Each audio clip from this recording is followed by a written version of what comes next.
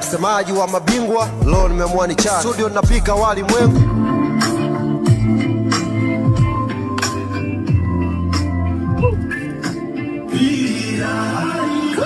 Ally Kamwe amua kuacha usemaji Yanga. Yes bana, msemaji wa Young Africa Ally Kamwe ameweza kuonekana akiwa studio akiwa anafanya vocal ya ngoma yake mpya ya hip hop.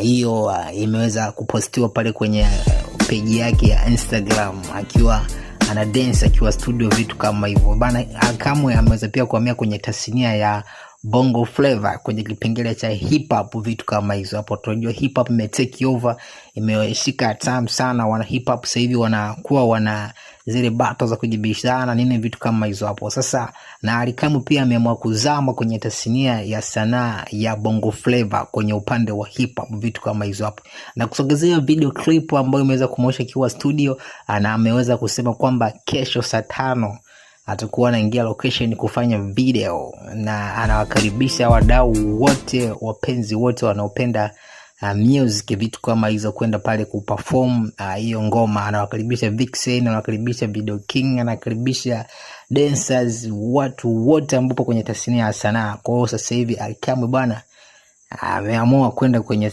tasnia ya sanaa ya Bongo Flava. Vipi, atakuwa ameacha kabisa masuala ya usemaji au ataendelea? Wewe unaonaje bana?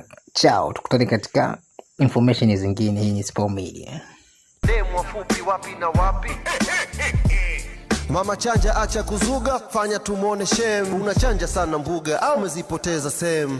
Na nilitangaza kuhusu 20M, ghafla naona mijadala kila sehemu, badala ya kuchana